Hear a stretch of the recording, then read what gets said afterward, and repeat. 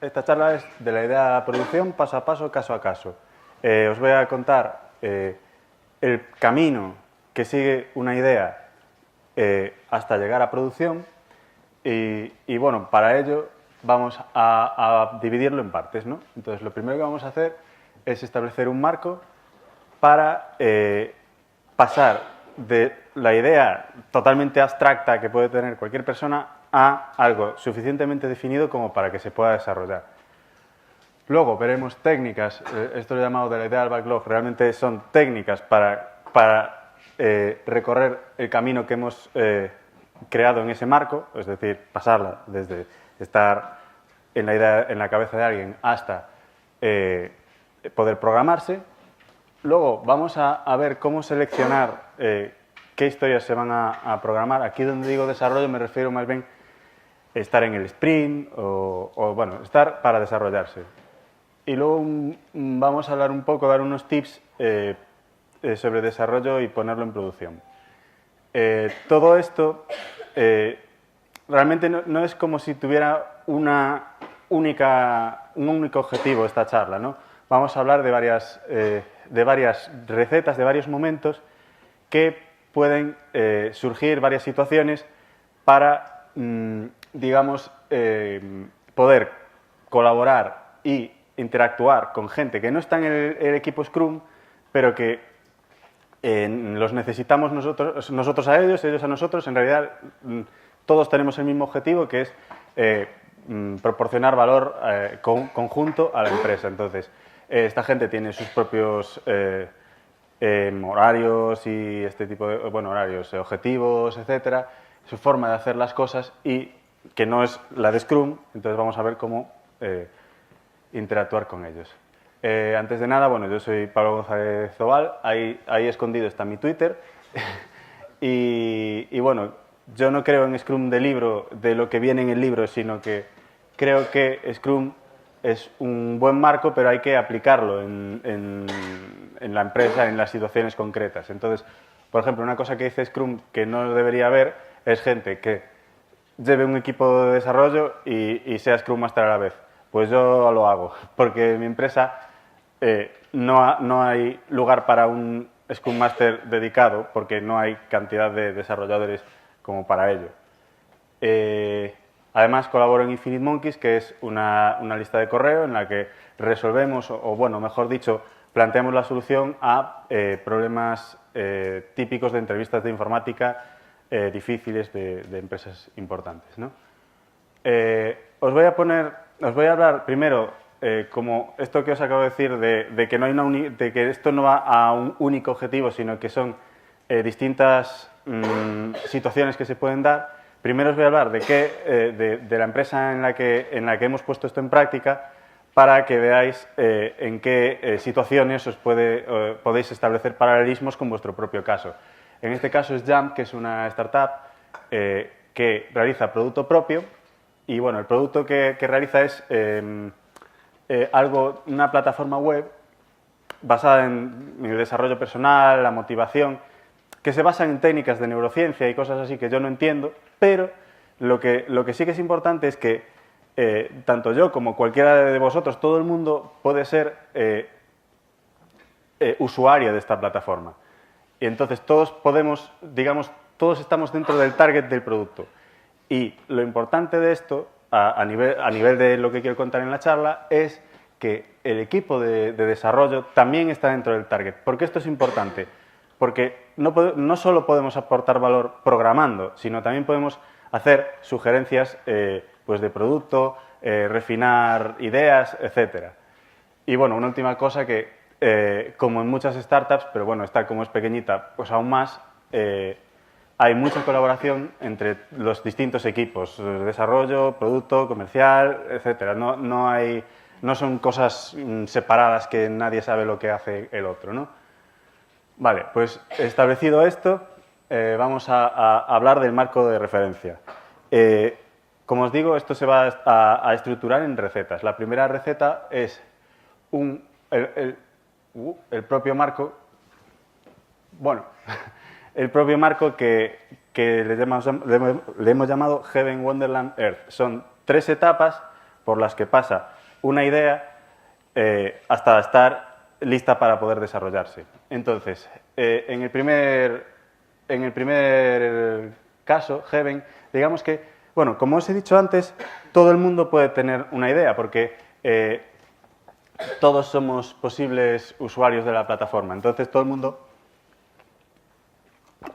puede tener ideas, pero la mayor parte de las ideas van a venir de personas que trabajan en nuestra empresa que tienen la cabeza puesta en la estrategia de la empresa, que conocen la estrategia de la empresa.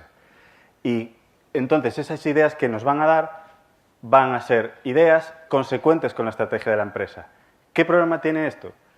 Pues que ellos tienen que mantener una visión general, no pueden centrarse en lo que hay en cada una de esas montañas, porque entonces perderían la perspectiva. Entonces, las ideas que nos dan son más, digamos, definidas más superficialmente, no llegan a un nivel de detalle porque perderían el foco y sería totalmente contraproducente para la empresa.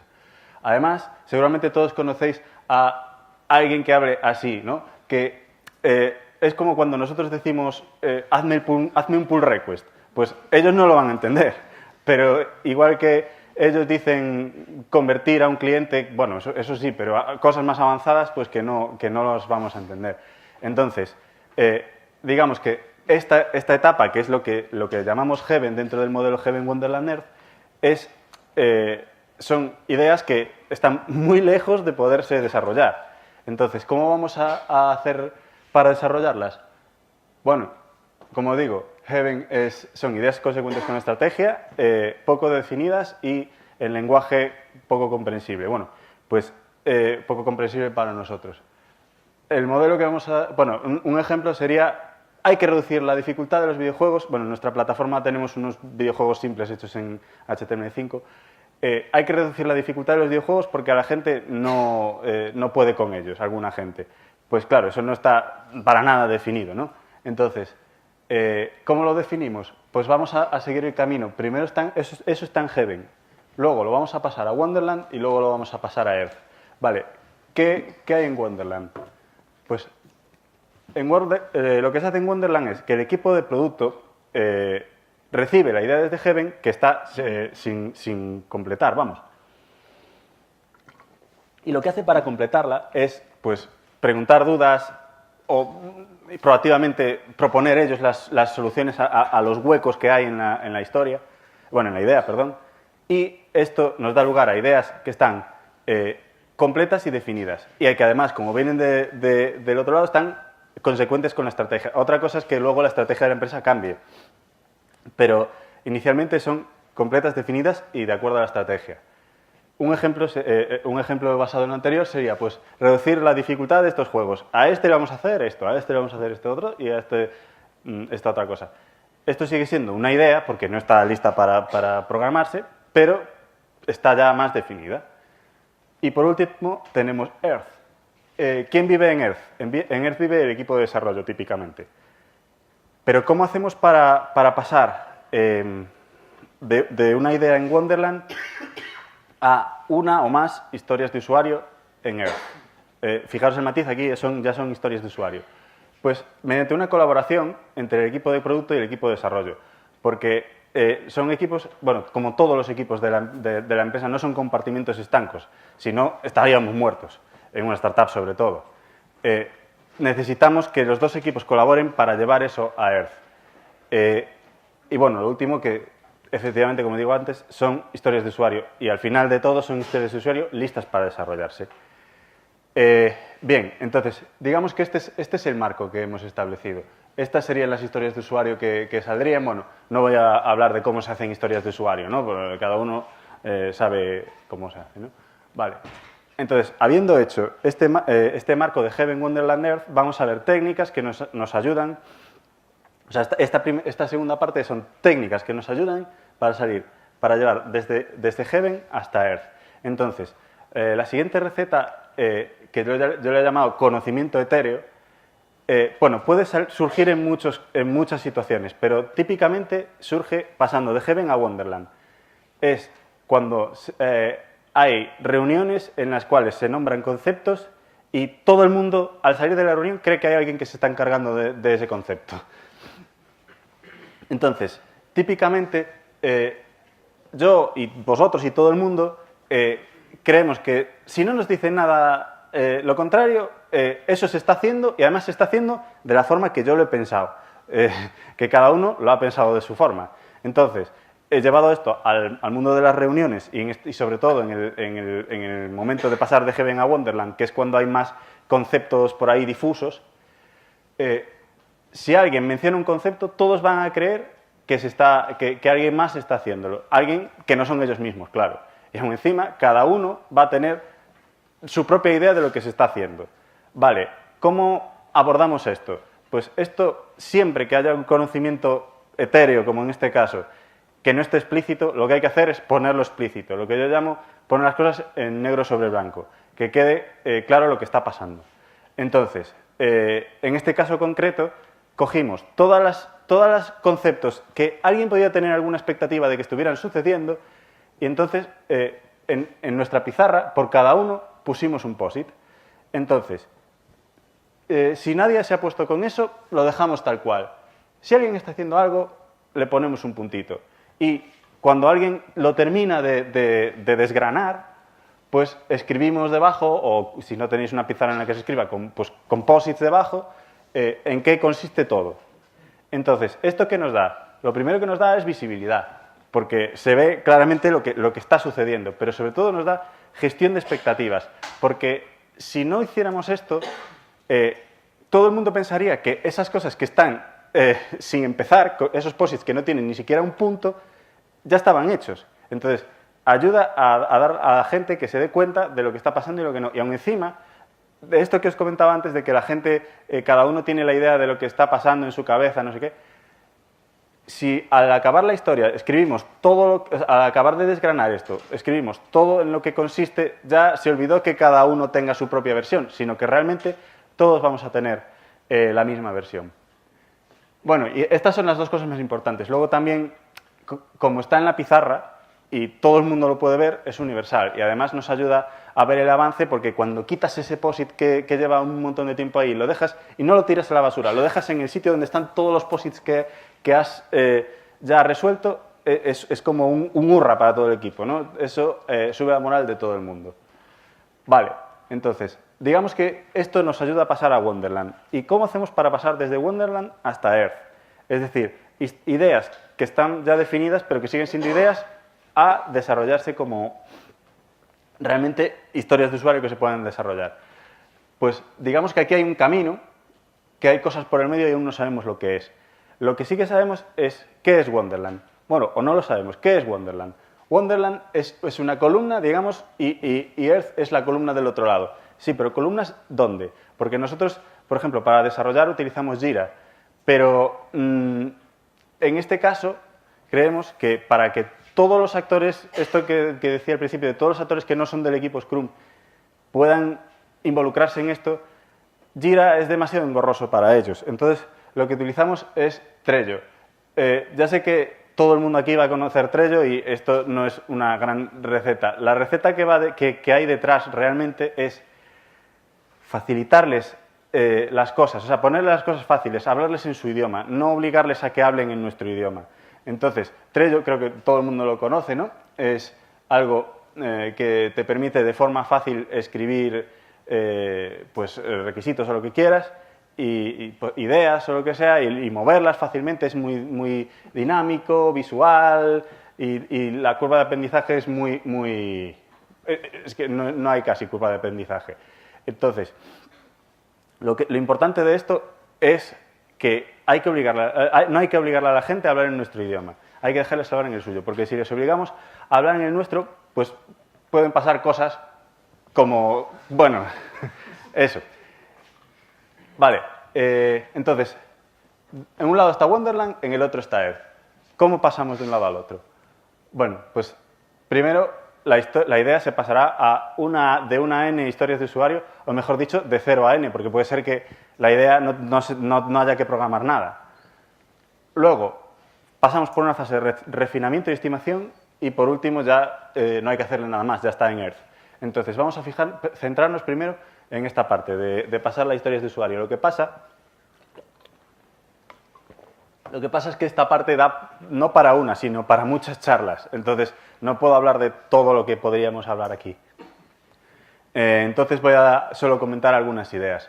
Bueno, como veis, todo este mare magnum de cosas que hay que hacer da trabajo a varias personas, no a una. Entonces, no se puede abordar ese proceso para toda la gente que esté en la empresa.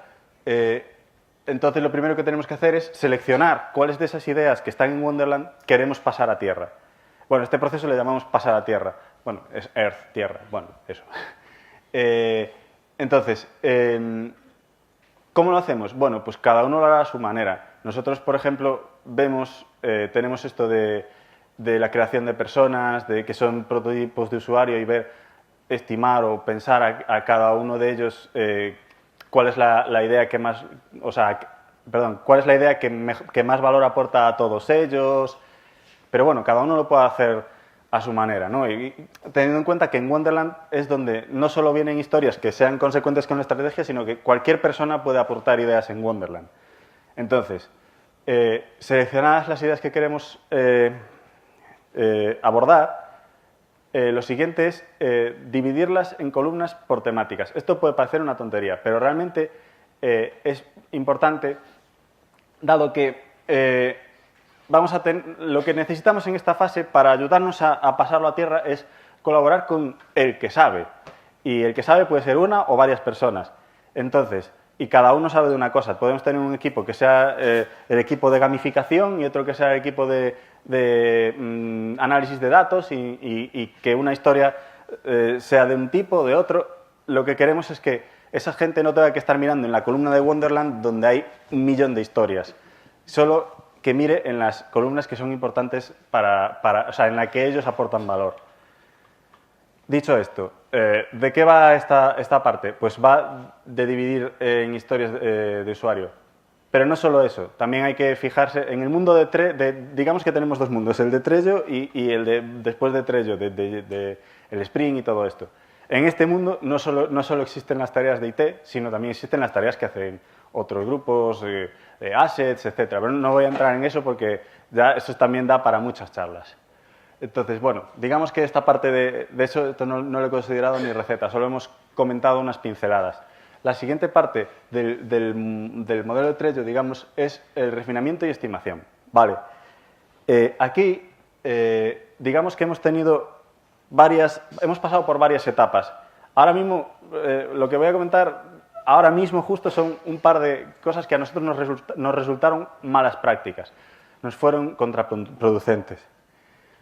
Primero, teníamos el modelo cuando toca, es decir, que cuando toca nos venía un pack de historias y nosotros las estimábamos.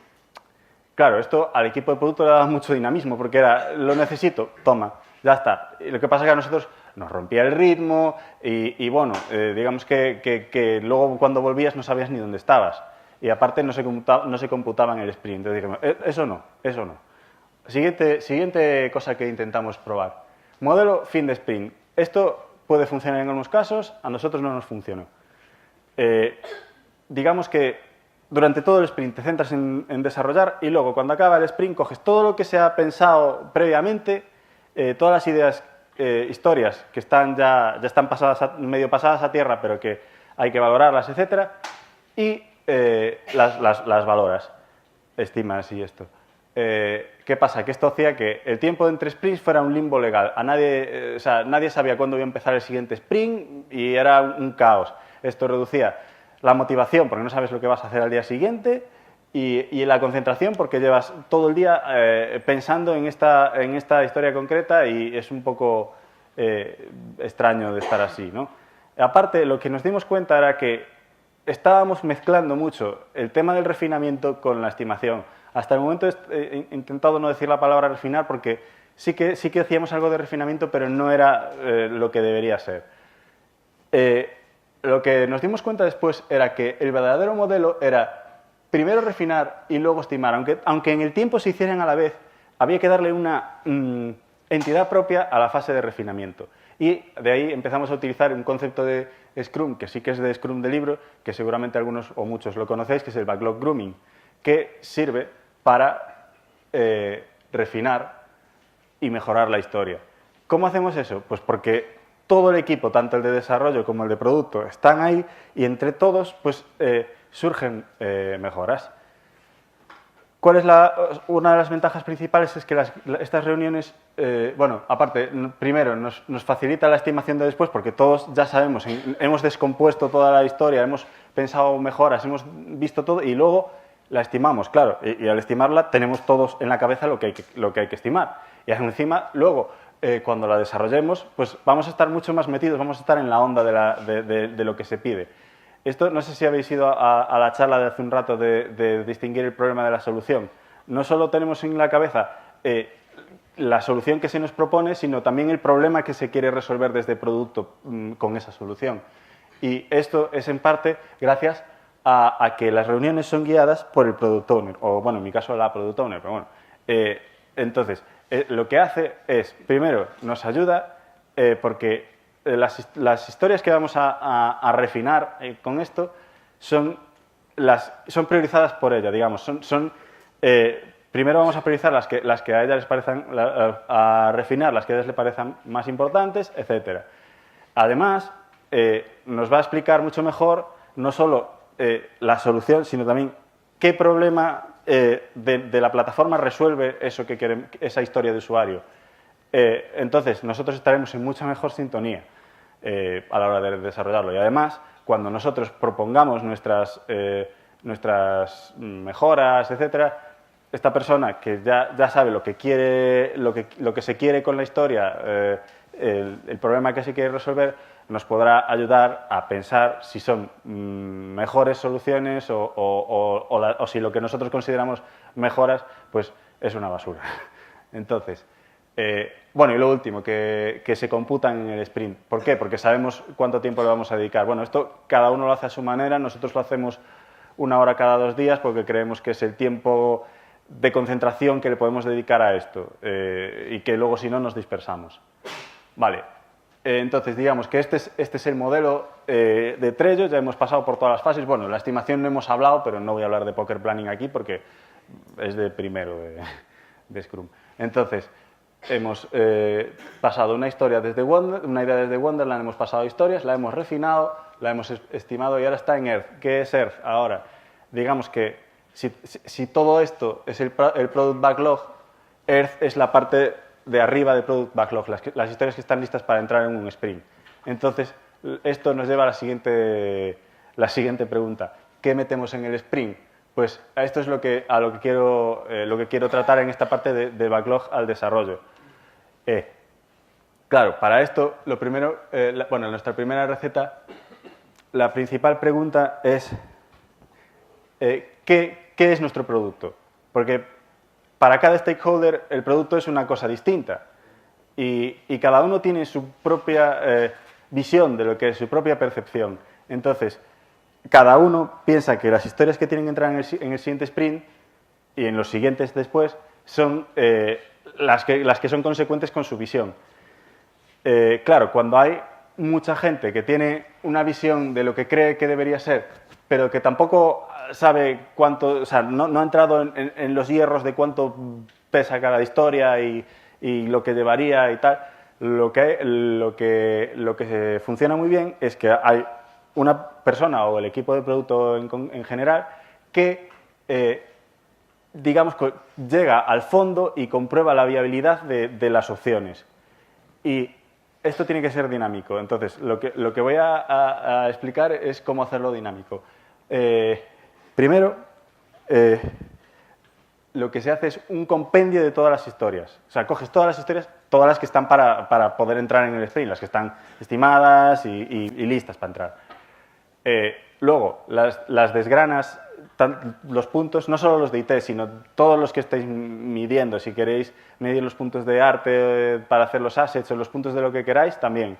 Cada una tiene sus puntos al lado. Esto es otra vez la estrategia de negro sobre blanco. Esto es lo que hay, no lo que esté en vuestras cabezas. Lo que hay es esto. Esto es lo que le dices a los stakeholders. Y todo esto lo pones en una Excel, otra vez. Pensad que puede haber muchos stakeholders, pero, o sea, hay una probabilidad del 99% de que todos ellos sepan usar Excel. O sea, entonces, otra vez es ponérselo fácil, es hablarles en su idioma.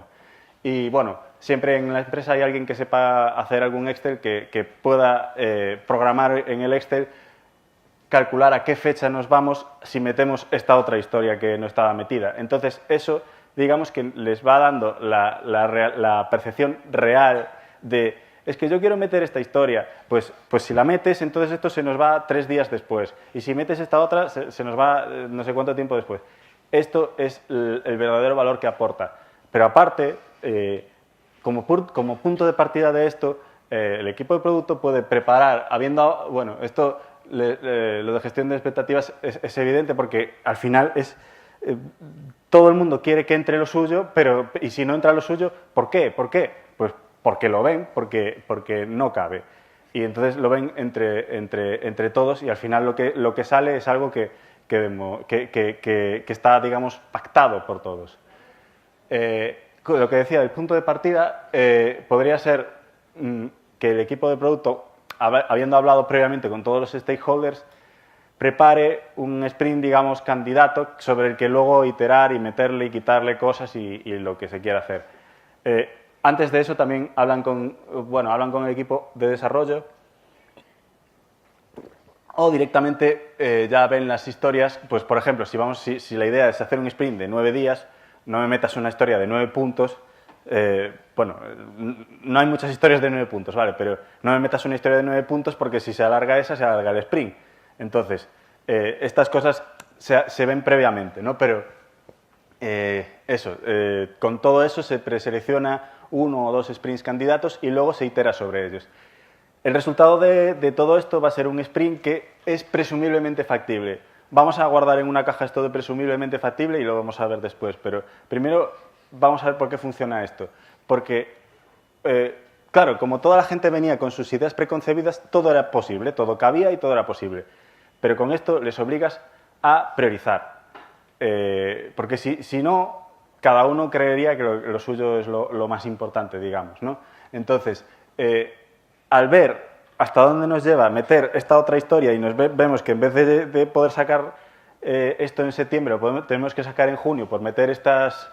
Bueno, en junio, bueno, eso es un salto muy grande. En octubre, por meter este otro grupo de historias, pues como que ahí es donde les duele y bueno, donde nos duele a todos, digamos, ¿no?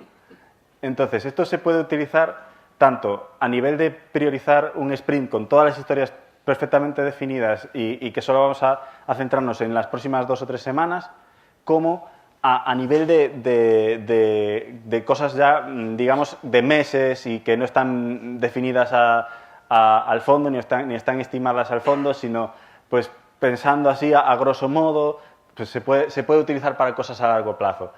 Esto históricamente siempre ha existido y perdón por la palabra, esto se llamaba diagramas de Gantt, pero claro, nosotros hacemos las cosas con Agile y Agile y Gantt no pegan muy bien, entonces digamos que es una forma de disfrazar Agile pues de Gantt.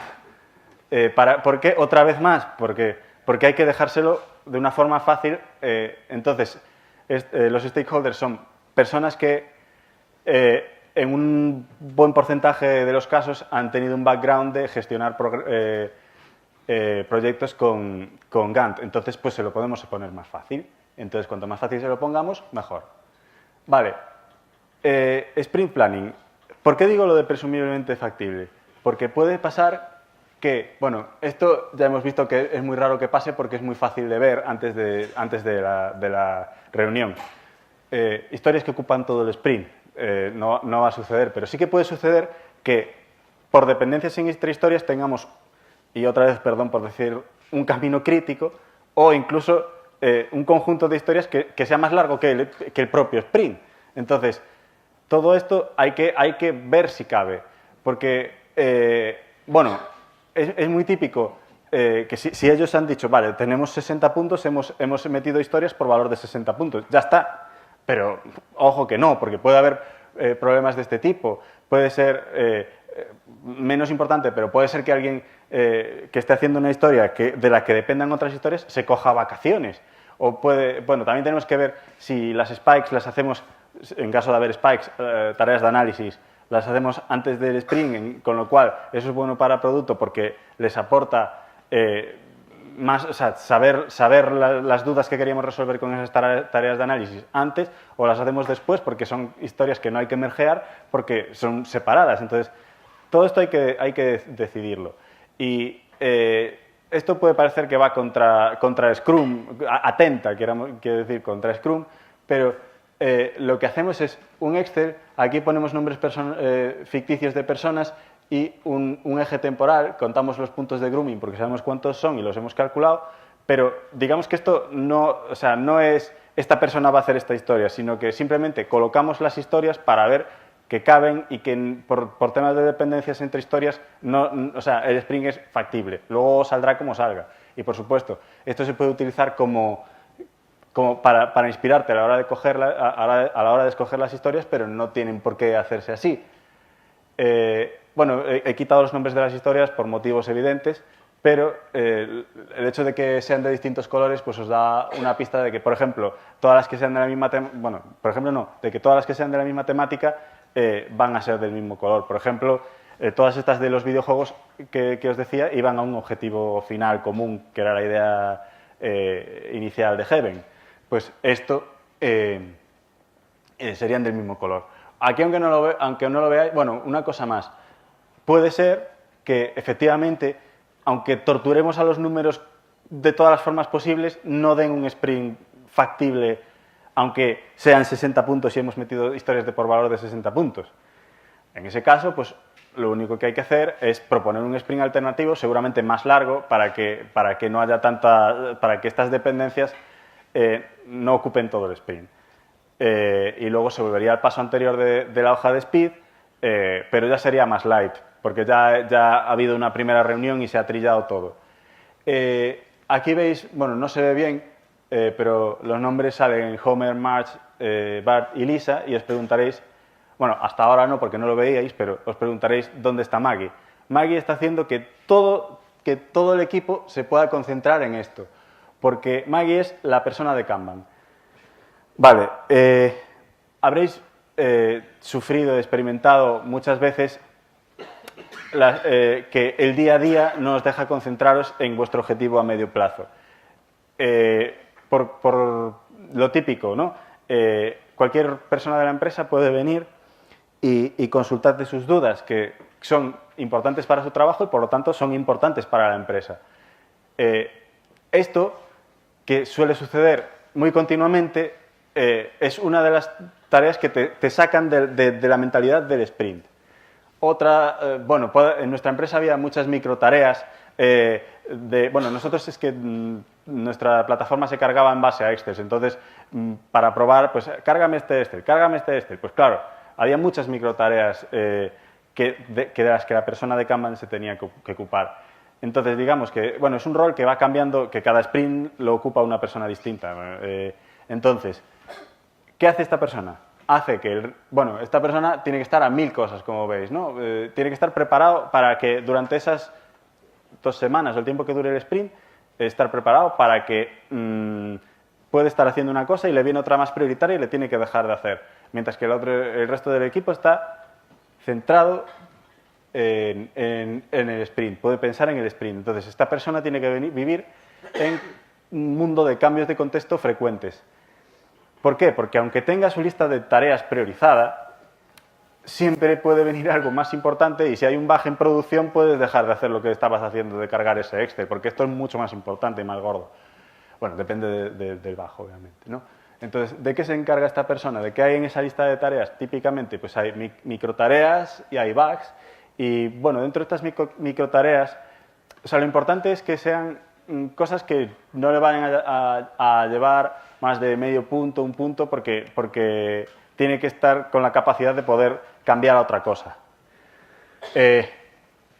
Entonces, hemos hecho una pequeña concesión a que sí que se le puedan meter historias pequeñas dentro de este marco de persona de Kanban.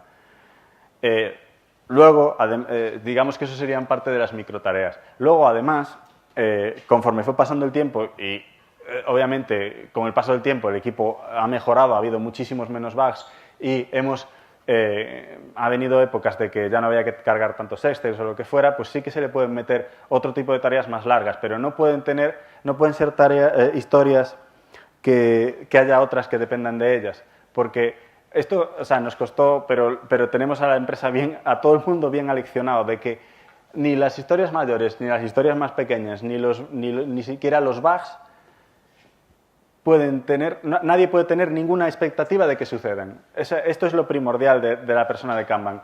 Puede ser que le metas un trabajo a la persona de Kanban y no suceda hasta dentro de 2 sprints. ¿Por qué? Porque puede ser que, bueno, esto es una exageración obviamente, pero puede ser que haya habido un cataclismo en producción y lo que sea, y luego haya venido otro más importante y otro más importante, entonces no puede tener ninguna expectativa. Pero el hecho de que esta persona exista nos permite al resto del equipo centrarnos en el sprint. Repito que es un rol que va, digamos, la palabra técnica sería que va rulando por el resto, por todo el equipo.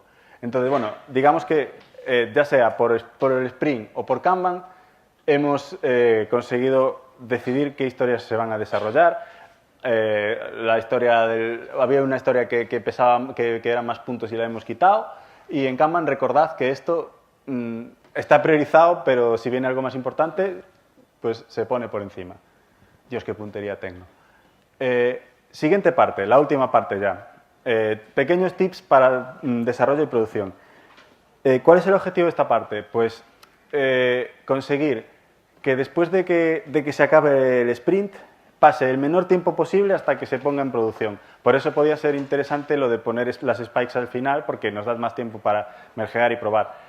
Y vosotros pensaréis, ¿pero no hacéis despliegue continuo? Bueno, en nuestro caso no, puede que en vuestro sí, en nuestro caso no, porque bueno, son historias muy visuales, la mayoría, y necesitan ser probadas exhaustivamente por un humano. No nos vale hacer tests de end-to-end de front, porque nos cambia el diseño muy continuamente y este tipo de cosas. Entonces, por eso no podemos hacer end-to-end y necesitamos probar las cosas y subirlas en releases. Entonces, el objetivo es que la release salga cuanto antes al acabar el sprint. ¿Qué cosas nos pueden retrasar a la hora de esto? Pues principalmente hay 2. Que haya bugs o temas de Git y mergeo y estas cosas. Esto lo he resumido todo, como no son historias grandes, lo he resumido en los pinchos de desarrollo, porque son cosas más pequeñitas. Entonces, vamos a empezar por reducir los bugs. ¿Cuáles son las fuentes de bugs típicas? Bueno, lo primero puede ser que una historia se entienda mal. O sea, no has hecho un bug de que esto no funcione, pero es que lo que has programado no era lo que había que programar. Bueno, esto honestamente nos ha pasado muy pocas veces, pero sí que después de meter el backlog grooming no ha vuelto a pasar. No sé si es porque tiene que esperar el tiempo a que pase o porque realmente es que no nos ha pasado más, porque, como decía antes, estás en sintonía, estás en mucha mayor sintonía con lo que se pide el problema de la historia, que quiere resolver la historia y todo esto. Entonces, es mucho menos probable que hagas lo que no tenías que hacer. Puede ser que la historia esté mal diseñada a nivel de diseño de clases y todo esto. Supongo que aquí todo el mundo cuando programa una historia lo primero que hace es la diseña, mira qué clases va a hacer y luego lo implementa. Pues nosotros, para evitarnos bugs peligrosos del futuro, esto no crea bugs ahora, pero crea bugs en el futuro, lo que solemos hacer es en historias gordas, y gordas me refiero a largas o que tocan cosas demasiado estructurales o cosas que nadie sabe muy bien cómo funcionan, lo que hacemos es que entre esos dos pasos, cuando alguien ha tenido la idea, cuando la persona que tiene que desarrollar la historia la ha diseñado, ha hecho el diseño, digamos que lo comparte con todo el equipo y entre todos refinamos ese diseño con el objetivo de que no nos provoque bugs en el futuro. Y entonces eso es lo que esta persona implementa. Hablando de implementar, también puede ser que la implemente mal, pero bueno, aquí poco se puede hacer aparte de code review y estas cosas. O sea, podemos hacer hincapié en patrones de diseño, en principios de diseño, pero también con cuidado de que si viene alguien muy junior, no le atiborres de principio con todo esto porque va a pasar de ti. O sea, esto no va a hacer caso. algo parecido es con los test automáticos. En este caso, obviamente, no estamos hablando de que no estamos contemplando que se suba una historia que haga que fallen los tests. Obviamente no estamos hablando de eso. Estamos hablando de que puede ser que alguien haga una historia en la cual los tests no cubran todo en lo que consiste la historia. Entonces, esto es peligroso y la única forma de concienciar a la gente es hacerles ver que todos lo vamos a sufrir. Y en cuanto pase un par de sprints en Kanban, arreglando algún bug que haya surgido de alguna cosa que es que no había que testearlo, pues se va a meter en la dinámica de que realmente esto es necesario. Luego también test funcionales insuficientes. En un mundo ideal, podríamos tener listas las baterías de test que, como os decía antes, son necesarios, que esto lo pruebe exhaustivamente un humano, que es un QA. Sería, en un mundo ideal, como decía, sería muy... lo típico sería que, que antes de empezar el sprint se hubieran definido, la persona de QA hubiera tenido tiempo de definir todos los... para cada historia, la batería de test que va a ejecutar, de forma que nosotros a la hora de hacer de desarrollar la historia y a la hora de probarla funcionalmente, pues nos podamos inspirar. Obviamente no vamos a hacer toda la batería de pruebas que hace QA, pero sí ver que esto funciona. Claro, esto no, en el día a día no se puede hacer, pero ¿qué podemos hacer? Gracias al calendario este que veíamos, que al final no hace falta cumplirlo al 100%, pero sí que inicialmente las primeras historias sí que sabemos cuáles van a ser, pues sí que podemos tener las baterías de test hechas antes de empezar eso, y luego conforme va avanzando el sprint, además de probar la integración de estas historias, pues ir creando las baterías de test de las siguientes.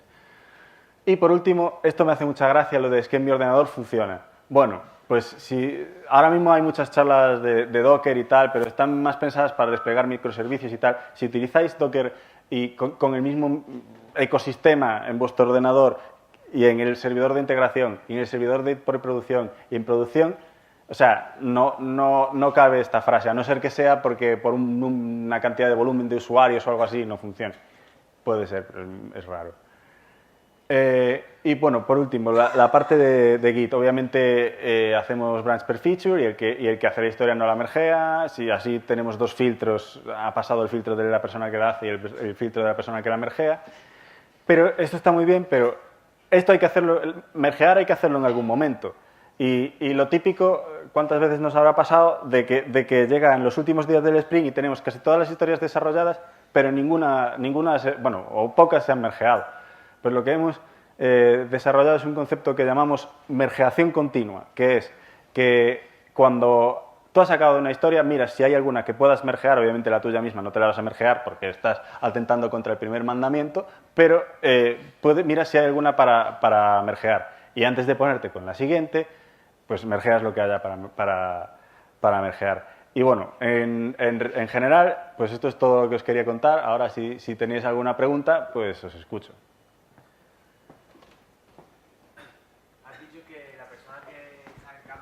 Sí. También, si estáis en ese momento que podéis pasar pequeñas historias a la persona de Kanban si no tiene mucha carga de trabajo, y no puede ser eso peligroso que se convierta en un coladero para negocios. Aprovechen por ahí a meter cosas que no lo han revisado.